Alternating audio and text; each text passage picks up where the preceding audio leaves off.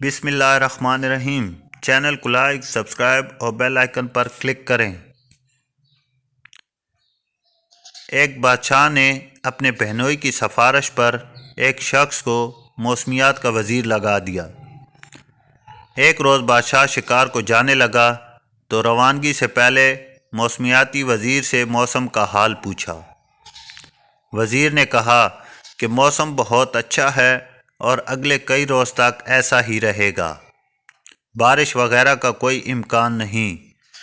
بادشاہ مطمئن ہو کر اپنے لاؤ لشکر کے ساتھ شکار پر روانہ ہو گیا۔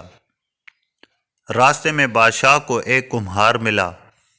اس نے کہا، حضور، آپ کا اقبال بلند ہو، آپ اس موسم میں کہاں جا رہے ہیں؟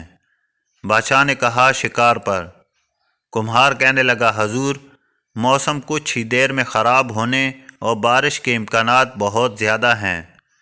بادشاہ نے کہا، اے او برتن بنانے اور گدے پر لادنے والے، تو کیا جانے موسم کیا ہے؟ میرے وزیر نے بتایا ہے کہ موسم نہایت خوشگوار ہے اور شکار کے لیے بہت موزوں، اور تم کہہ رہے ہو بارش ہونے والی ہے۔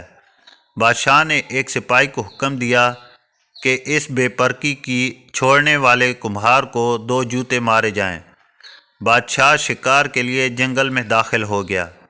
ابھی تھوڑی ہی دیر گزری کہ گھنے بادل چھا گئے، گرج چمک ہوئی اور بارش شروع ہو گئی۔ بارش بھی ایسی کہ خدا کی پناہ، ہر طرف کیچڑ اور دلدل بن گئی۔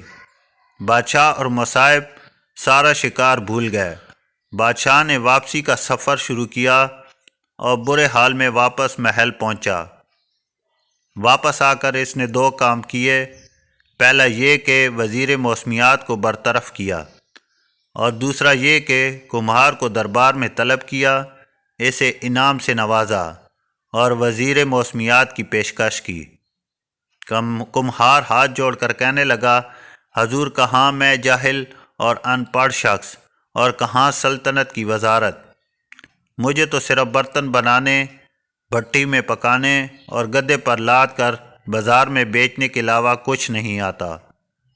مجھے موسم کا رتی بھر بھی پتہ نہیں۔ ہاں، البتہ یہ ہے کہ جب میرا گدھا اپنے کان ڈھیلے کر کے نیچے لٹکائے تو اس کا مطلب کہ بارش ضرور ہوگی۔ یہ میرا تجربہ ہے، اور کبھی بھی میرے گدھے کی یہ پیشن گوئی غلط ثابت نہیں ہوئی۔